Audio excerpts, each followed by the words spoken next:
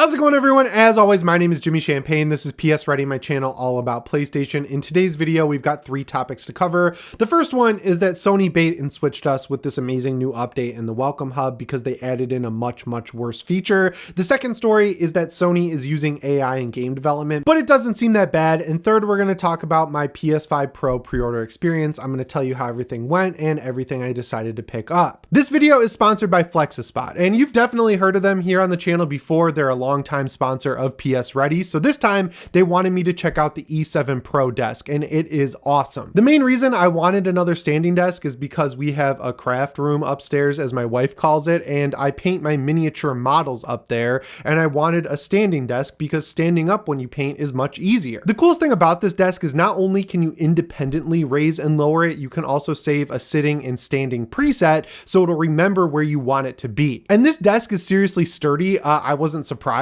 because the frame is so well built, but I can put so much stuff on it, whether it's my gaming laptop, my monitor, my PS5, my desk mat, my brushes, my paints, my models, anything I need. I just put it on the desk and it does not flex an inch, a centimeter, a millimeter. It just stays perfectly still. And I personally noticed that since I started using a standing desk, I just feel better at the end of the day if I make sure to stand up when I'm editing at least once or twice an hour. And my wife commented the other day when I was painting my minis that my posture has gotten better. So that made me feel good. And you know, I have a lot of hobbies. I like to paint minis, I like to read, I like to game, and having the desk be able to raise or lower just makes it perfect for any hobby I want to throw at it. And the coolest part about FlexiSpot is they have a ton of different options. I mean, I checked out their website and they even have a desk and treadmill combo, so you can walk while you're standing and working. You're just the ultimate machine at the end of the day. FlexiSpot offers all kinds of desks to meet your demands. If you want a premium desk, you can check out the E7 or E7 Pro, and if you're on a limited budget, they also have the E5 desk, which is great as well. And you can unlock extra savings by using the code provided in the description. All you have to do to take advantage of these savings is click the FlexiSpot link in the description. Once again, huge shout out to FlexiSpot for sponsoring this video. So let's jump into this first news story here, because this firmware update was really good. I did a video last week, if you didn't see it, showing you how to turn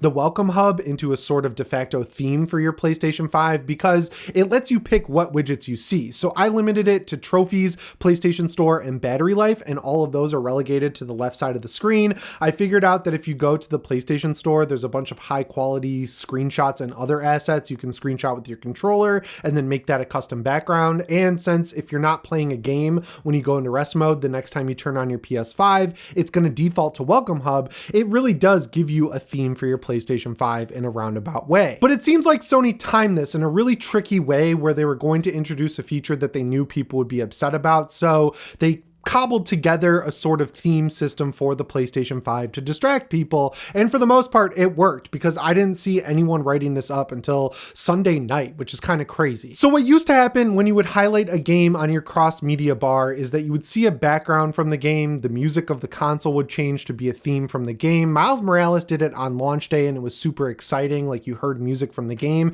It really was a cool next gen feature that the PS4, PS3, and everything else didn't have. But now with this latest update, if you do the same thing, like highlight a game on your cross media bar, you see ads for that game. So if you highlight Space Marine 2 now, instead of seeing Titus fighting the Tyranid, you'll see an advertisement that fills the entire screen behind your cross media bar for their new show they're doing where they have the voice actor for Titus read comments or letters from people. I'm not crapping on the actual ad itself. I'm crapping on the fact that now, instead of seeing a cool theme for said game, you see an advertisement for the game. So there's a few reasons this sucks. The first one is that we're losing a really cool feature of the PlayStation 5. So I'm sure you've been in this situation where, you know, you get through your workday, you get through your housework, you clean your dishes, you finally get some time to sit down and play games that you've been excited to play all day. And then you hit that wall where you can't get in the mindset to want to boot up your PlayStation 5 and play a game. Having those splash screens that would play music from the game, that would kind of like activate me and get me excited to play that game. I'll never forget the first thing that happened when I turned on my PlayStation 5 and I put in the Miles Morales Morales disc was being confronted with that awesome splash screen that played music from the game. It legitimately got me excited to play it. And the same thing goes for God of War Ragnarok. Like when you put it in your console and you get that amazing Ragnarok theme, it just gets you excited to boot up the game. The second reason is we've been criticizing Sony for the heavy ads on the PlayStation 5 for a very long time now. I mean, even since the thing came out, since they built the PlayStation Store to be a separate app for the PlayStation 5, whereas before it was a web app that you would access on a browser. When you would boot up your PlayStation 5 at the beginning, it would default to the store and there'd be a huge splash screen for the latest PS Plus game or like a new game that bought advertising for Sony. It was an ad that confronted you across your entire TV. And the third reason is money. I paid $500 for this console. It wasn't free. You shouldn't be showing me ads on something that's that expensive. I'm paying more for a Sony product that has not dropped in price at all since it came out because I want the pinnacle gaming experience. I don't want to have to deal with ads. I want the hardcore gamer console that the Xbox is not and that the Nintendo Switch is not.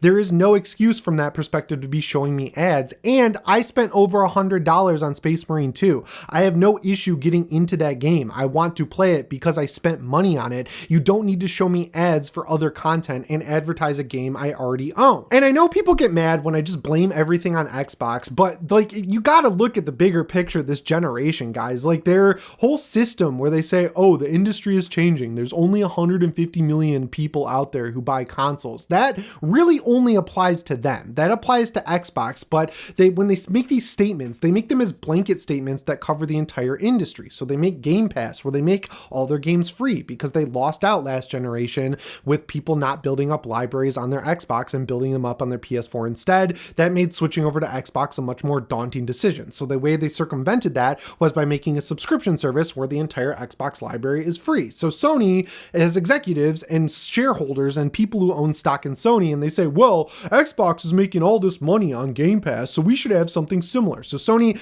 rushes, they cobble together PS Plus Essential, Extra, and Premium. They throw it out way before it's ready, and we are confronted with price increases, a crappy experience across the board, and a degradation of a service that used to be really good. And now Xbox lately has been confronting people with big splash screen ads whenever a new big game drops on Game Pass, whether it's Hellblade 2, whether it's Starfield, Forza Horizon 5, whatever big release they have coming out. When that thing drops on Game Pass, they do a skippable ad that covers over the actual Xbox interface, and you have to see it and manually skip it. So I'm sure some executives at Sony were like, oh, Xbox is advertising, and they've seen a big increase in people clicking those ads and maybe downloading the game and giving us that core word engagement.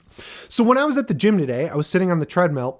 I was walking on the treadmill. I was listening to music and I was thinking about this from that engagement perspective. So to these publishers, these console manufacturers, the worst thing that you could have on your dashboard is a single player game. You know why? Because it doesn't drive engagement. When you buy a game like Resident Evil 7, Resident Evil 2 Remake, Silent Hill 2, a single player game, you have a finite experience with that game, right? You play it until you beat it. You might go back for a second playthrough to clean up trophies, but then when you're done with the game, you'll either leave it in your system storage because you have an external SSD that's never going to be full, or you'll delete the game. But they don't want you to play that game. They want you to play the games with microtransaction stores. They want you to play the games with updates that happen every month. They want you to play the games with battle passes, stuff like Destiny 2, Call of Duty, Diablo 4, Fortnite, The Last Descendant, the First Descendant, I forgot what that game is called. You know, the games that have constant drip feed content to just keep you on the treadmill of grinding out loot, playing that thing for hours and spending money in game, because people love spending money in game.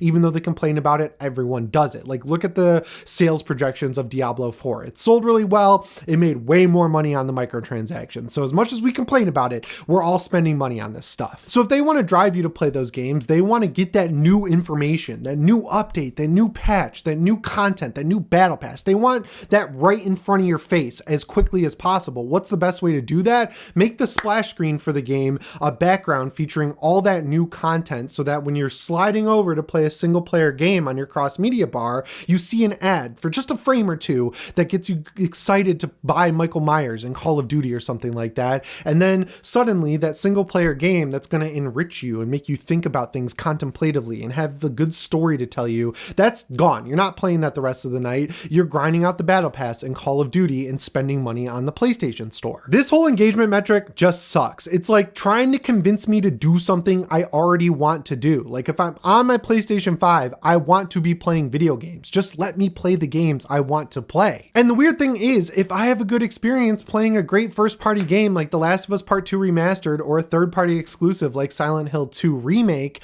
I'm going to come back and play games on my PlayStation 5. Give me good experiences that reinforce good feelings. Don't do stuff that makes me feel slimy and like you're advertising to me on something that I paid $500 for. And to whittle this argument down to the just drip feed point, I already have the game. I don't need to see more info on it. So yeah, I'm coming in heated on this. I know people get mad when you blame Microsoft for Sony issues because at the end of the day, Sony is the one who enacted this change. So I have to be a little mad at them, but Xbox is creating all these crappy trends, and every other publisher, instead of having originality and being consumer focused and making sure their customers are happy, is just following suit, because all it takes is one person to break the dam and then all the water rushes through. And if you want an example of that, look at paying for online services. PlayStation Network was free for the entire PS3 generation. It was free on the PS2. Xbox created Xbox Live as a subscription service on the original Xbox, made people pay for online. We have to pay for online access on the PS5, started on the PS4, and we have to pay for it on Nintendo systems. All of that can be directly blamed on Xbox. I don't think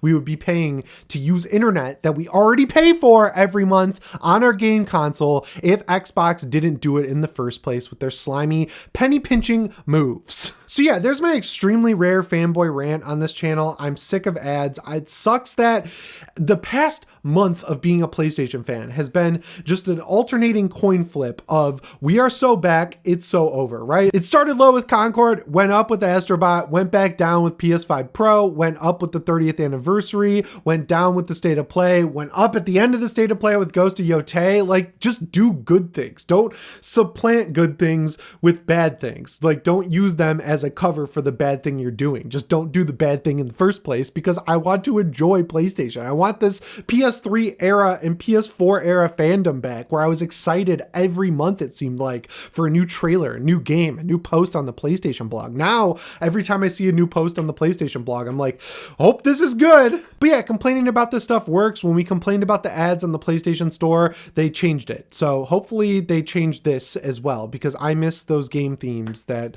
I thought would last through the rest of the generation. Anyway, that brings us to the second news story here, which is the kind of cool way that Sony is using AI. So they did a business report, like a company report, on how they're implementing AI. I'm kind of done getting mad about AI in games because it's just going to happen. And I'm thankful that I read through the actual news story because this seems interesting. So one way that they used AI in Spider-Man 2's development to speed things up is with localization. So in countries where they didn't go in and record a full voice track for Miles and Spider-Man and everyone else, what they did is they added subtitles, of course, so that people who speak other languages besides English could read the screen and know what the characters were saying. And when you do subtitles, the process of timing things out, like when the words are going to appear, obviously would be very laborious for a game that has hours and hours and hours of cutscenes. So what they did is they used AI voice recognition to tell them the timing of all the different voice lines, and then that made it super simple to line up all the subtitles in those different languages. So I don't really think that's bad, because it's saving a lot of time and it's not generating anything from other people's art. It's not like amalgamating a bunch of people's art to make a new texture or something like that. It's just saving time in the dev pipeline, which ultimately gets the game finished sooner and gets it into our hands sooner. The other way that they've been using it is to tell them how to light different rooms or areas in a game. So what they did is they took some hand-created characters and they mocapped them, and then they made them rigs so that they could animate them and do whatever with them. And then they also took a room that was created by hand in Unreal Engine 5, and they put those characters who were in static lighting in that room that had dynamic lighting, and then they used AI to tell them where to place lights to make it look more believable. And that's a movie technique. Like, if you go on YouTube, you can look up how the scene in France was created in John Wick 4, where he's driving around that thing in the middle of France. I know if you're a viewer from France, you're going to be pissed at me for not knowing what it is, but that big circle thing that people drive cars fast around, that's in every Eastern European action movie that comes out for the past 20 years or whatever. They built that entirely out of CGI, and to my eye, I couldn't even tell. So when you use AI to tell you where lighting goes, again, I'm fine with that because it's just doing something that no person has as their entire job. Like, there's no guy whose entire job is to come in and say, place these lights here, here, and here to get the most natural lighting. I think that's fine to pass off to a computer. And obviously there is a slippery slope here. We were just talking about that engagement metric. An executive could say, well, you know, in Spider-Man 2, we were able to optimize dev time by like 10 to 15% by using AI to sync up subtitles or place lighting in a room to light characters naturally. What if we used AI to make Spider-Man's suit animate better so we don't have to pay an animator to frame by frame animate it? I think that would be terrible, and I hope it doesn't get to that point. But